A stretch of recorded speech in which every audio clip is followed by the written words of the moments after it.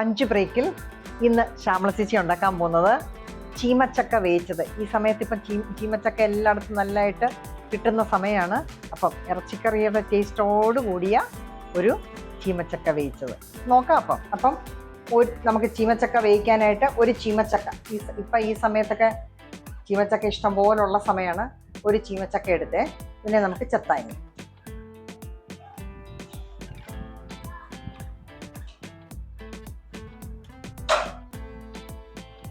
അപ്പം മുഴുവൻ നമ്മൾ ചെത്തിയിട്ടുണ്ട്. ഇനി നമ്മളതിനെ അരിഞ്ഞ് എടുക്കണം. അപ്പം ചക്ക അരിഞ്ഞ് വെച്ചേക്കുന്ന കണ്ടോ, ഇടിച്ചക്ക ഈ പരുവത്തിന് അരിഞ്ഞ് വെക്കുക. ഇനി വേണ്ടിയ സാധനങ്ങൾ: ഒരു 5 തണ്ട് കരിയാപ്പല, ഒരു 20 വെളുത്തുള്ളി.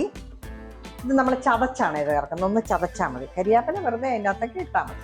ഇനി എന്തൊക്കെയാണ് വഴറ്റാൻ വേണ്ടിയെന്ന് നോക്കാം. ആദ്യം നമ്മൾ അരമുറി തേങ്ങാക്കൊത്ത് വറുത്ത് കോരി വെക്കുക, എന്നാലേ ഈ വേവിച്ച ചക്കയ്ക്ക് ഒരു ടേസ്റ്റ് വരത്തുള്ളൂ. ഇറച്ചി വേവിച്ച പോലെ ഇരിക്കാനായിട്ടാണ്.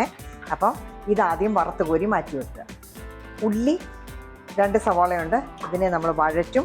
അതിലേക്ക് ചേരേണ്ടിയ പൊടികൾ: 1 ടേബിൾ സ്പൂൺ മഞ്ഞൾ പൊടി, 2.5 ടീസ്പൂൺ മുളക് പൊടി, 1.5 ടേബിൾ സ്പൂൺ മല്ലിപ്പൊടി, 2 ടീസ്പൂൺ നിറച്ച് ഗരം മസാല. എന്നാലേ നമുക്ക് ഇറച്ചിയുടെ ആ ടേസ്റ്റ് കിട്ടത്തുള്ളൂ.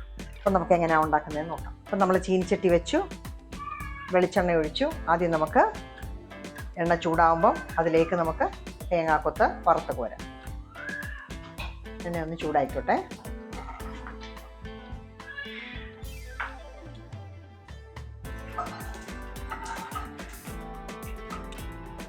ഇനി ചതച്ച വെളുത്തുള്ളി, 20 വെളുത്തുള്ളി നമ്മൾ ചതച്ച് വെച്ചത്.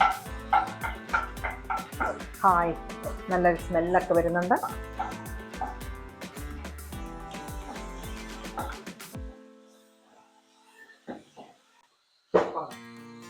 ഇതിൻ്റെ പച്ചമണം ചെറുതായിട്ടൊന്ന് പൊക്കോട്ട്. അത് കഴിയുമ്പോഴത്തേക്കും നമുക്ക് സവോള ഇതിലേക്ക് ഇടാം.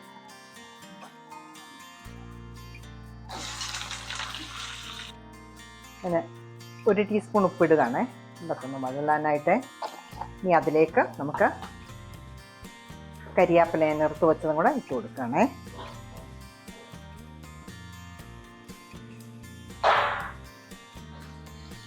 ഇതിനി ഒന്ന് വഴന്നോട്ടെ. നോക്കിക്കേ, അപ്പോൾ ഉള്ളി നന്നായിട്ട് വഴന്നിട്ടുണ്ട്. അപ്പോൾ ആദ്യം നമ്മളിതിലേക്ക് മല്ലിപ്പൊടിയാണ് ചേർത്ത് കൊടുക്കുന്നത്.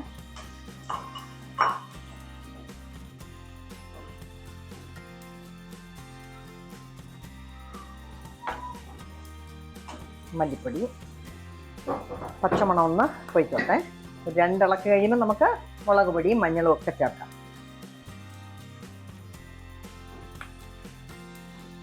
അതിലേക്ക് മഞ്ഞളും മുളക് പൊടിയും,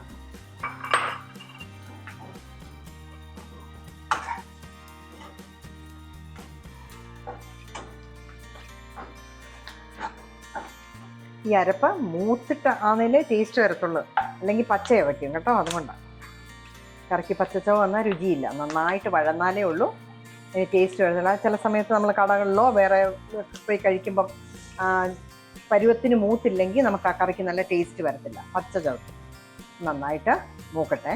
ഇനി ഇതിലേക്ക് നമുക്ക് ഇറച്ചിക്കൂട്ട്.